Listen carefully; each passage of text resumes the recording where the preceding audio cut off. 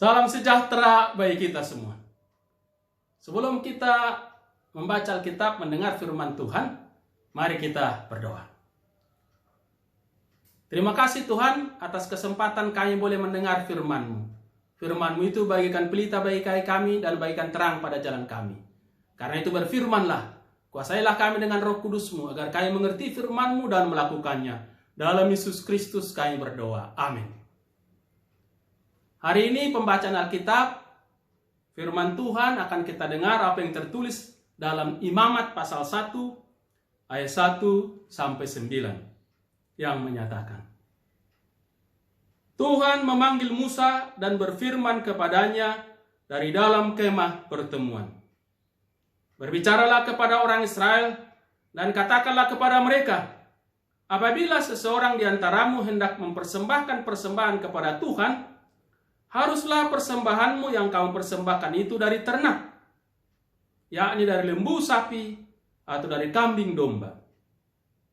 Jika persembahannya merupakan korban bakaran dari lembu, haruslah ia mempersembahkan seekor jantan yang tidak bercela.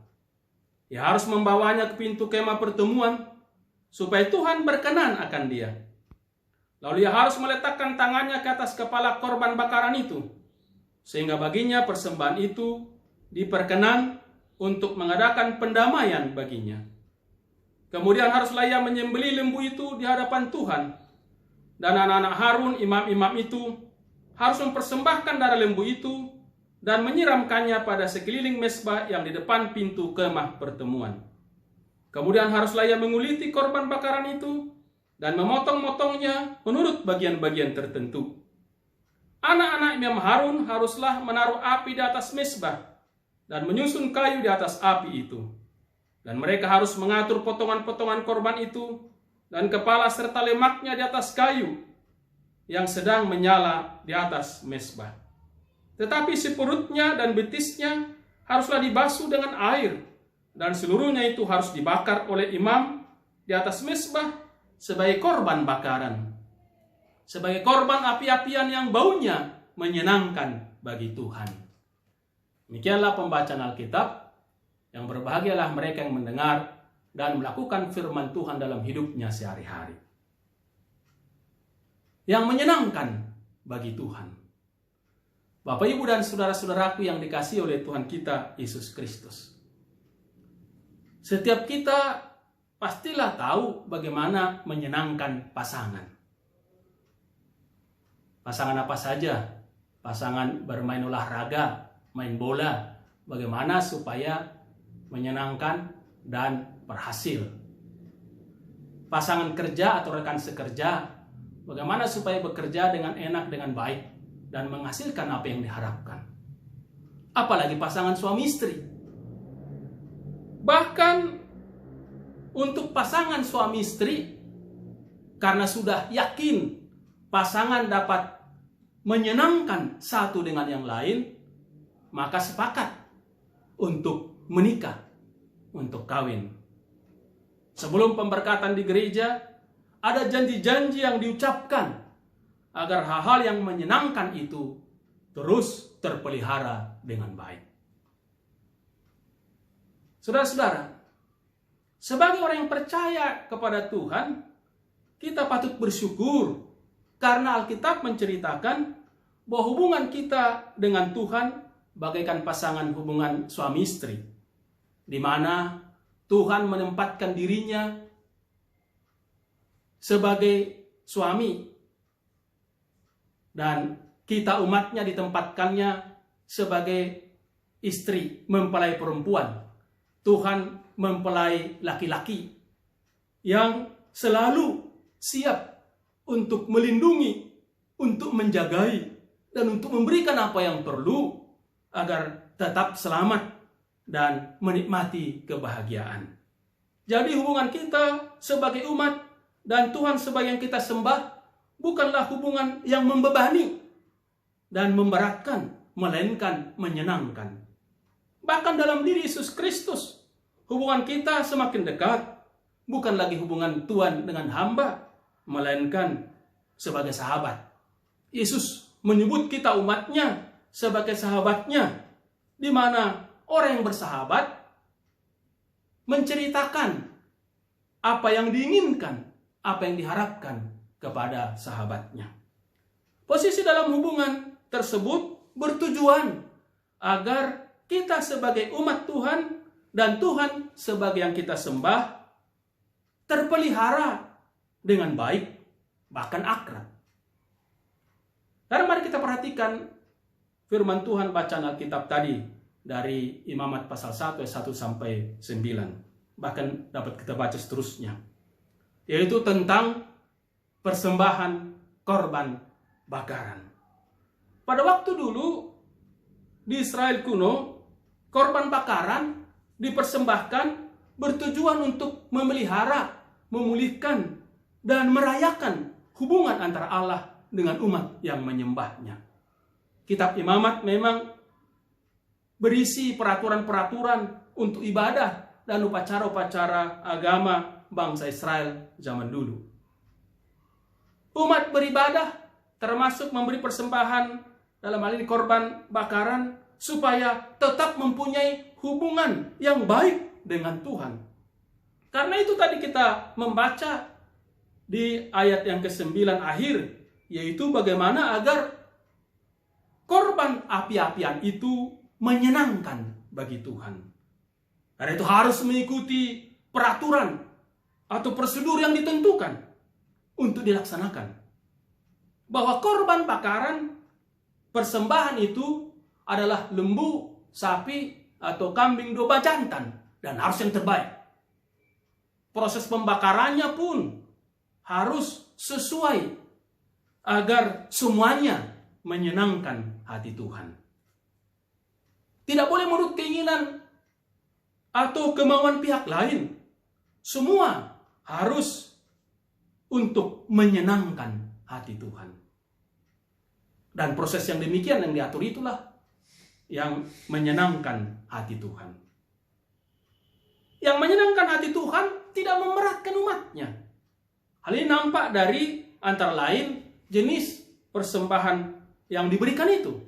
Yaitu bahwa persembahan korban bakaran itu adalah hasil ternak atau peliharaan dari umatnya.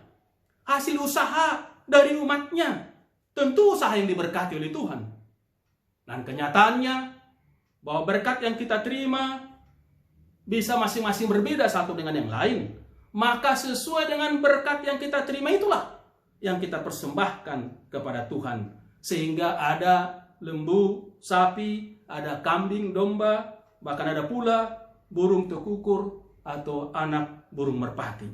Namun tetap harus yang dipersembahkan itu yang terbaik. Yang terbaik yang harus dipersembahkan. Tidak boleh yang cacat. Sebab Tuhan tahu berkat yang kita terima darinya. Tuhanlah sumber berkat yang ada pada kita yang kita miliki. Bahkan dialah sumber hidup kita. Jadi Tuhan inginkan kita mempersembahkan sesuai berkat yang diberikannya. Yang kita masing-masing umatnya terima dari Dia. Maka bila kita mampu mempersembahkan lembu, sapi, maka haruslah lembu sapi yang terbaik yang harus kita persembahkan. Bila kita mampu mempersembahkan kambing domba, maka kambing domba yang terbaiklah yang harus kita persembahkan. Dan demikian juga bila mampunya mempersembahkan seekor burung atau anak burung merpati, maka persembahkanlah itu sebagai persembahan yang terbaik. Mengapa yang terbaik? Sebab seperti yang disebutkan tadi, persembahan korban bakaran itu adalah alat atau jalan memelihara, memulihkan, atau merayakan hubungan umat dengan Tuhannya. Lalu apa pentingnya kita memelihara, memulihkan, bahkan merayakan hubungan baik dengan Tuhan? Dengan membawa persembahan yang terbaik baginya. Walaupun bukan untuk menyuap Tuhan supaya memberi berkat bagi kita umatnya, sehingga kita dapat mempersembahkan yang terbaik baginya. Tidak. Sebab kita umatnya telah terlebih dahulu diberkati oleh Tuhan. Bahkan apa yang kita persembahkan adalah bagian dari berkat yang diberikannya kepada kita. Namun seperti yang disebutkan tadi, supaya hubungan baik kita dengan Tuhan tetap terpelihara dengan baik. Persembahan menjadi sarana komunikasi kita dengan Tuhan.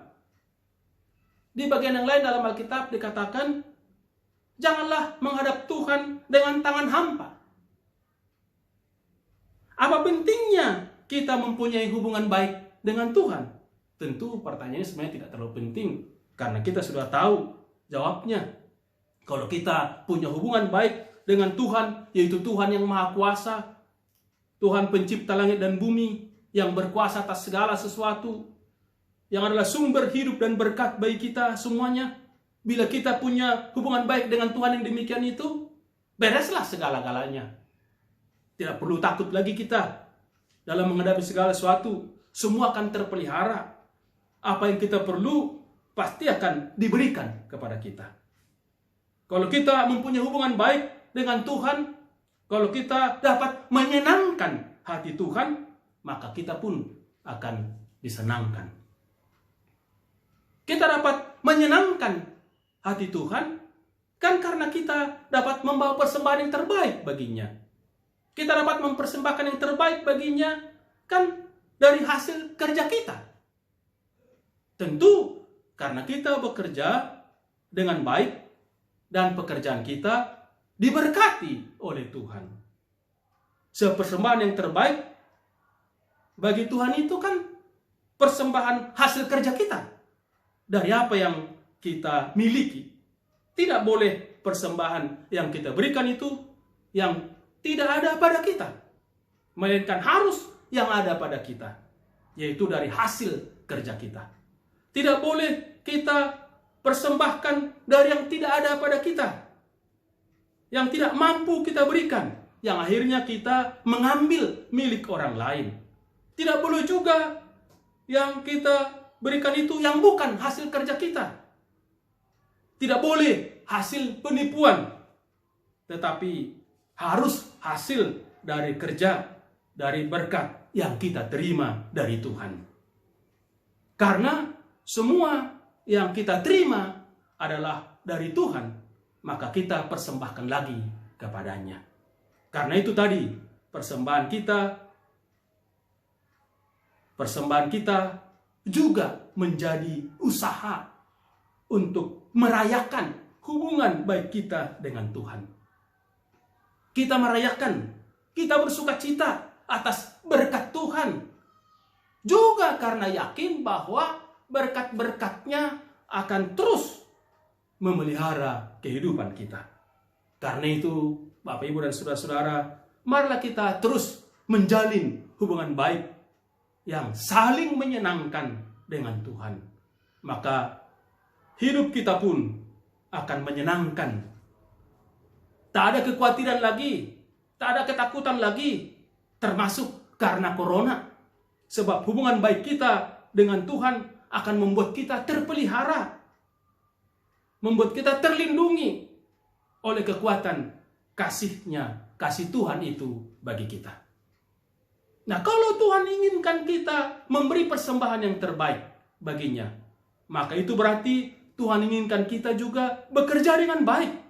Sebab dengan bekerja dengan baik itulah kita mendapatkan hasil yang terbaik untuk dapat kita persembahkan kepada Tuhan. Apa pekerjaan kita? Tuhan tahu apa pekerjaan kita masing-masing. Pekerjaan kita itulah yang diberkati oleh Tuhan. Tentulah pekerjaan yang berkenan kepada Tuhan. Sebab Dia tidak akan memberkati pekerjaan yang tidak berkenan kepadanya. Kalau begitu, kita harus menyerahkan pekerjaan kita kepada Tuhan, supaya Tuhan memberkati.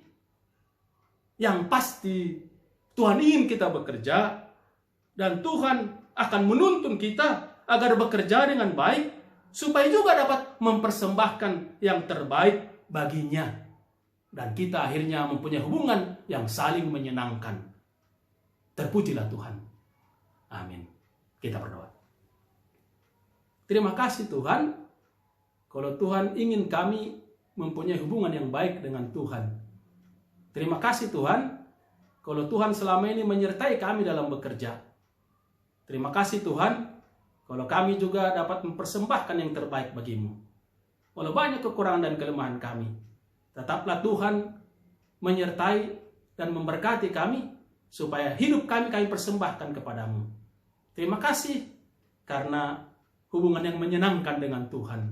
Dan biarlah Tuhan tetap memelihara hidup kami, menyertai kami, sehingga kami terus dapat menjalankan kehendak-Mu, bekerja sesuai talenta yang Tuhan anugerahkan. Saat ini kami berdoa untuk seluruh jemaat-Mu. Tuhan lindungi dan jagai seluruh jemaat-Mu dalam segala keberadaan dan kerja mereka. Tuhan tolong mereka, apalagi dalam menghadapi masalah-masalah yang terjadi, supaya Tuhan memberikan kekuatan sehingga mampu melewati semuanya, termasuk masalah wabah corona ini. Ada yang sakit, kami serahkan supaya Tuhan beri kesembuhan, yang dirawat di rumah maupun di rumah sakit. Ada juga yang mempunyai pergumulan yang berat, Tuhan tolong mereka. Bahkan ada juga dalam aktivitas pekerjaannya membutuhkan pertolongan, bimbingan dari Tuhan. Tuhanlah yang hadir menolong, supaya kami semua dapat mempersembahkan yang terbaik. Sertai gereja-Mu untuk terus menyuarakan suara-Mu, untuk terus memberitakan kabar baik. Sertai pemerintah negara dan bangsa kami, supaya terus dapat menjalankan tugasnya dengan baik. Kami semua boleh bekerja sama melakukan apa yang berkenan kepadamu.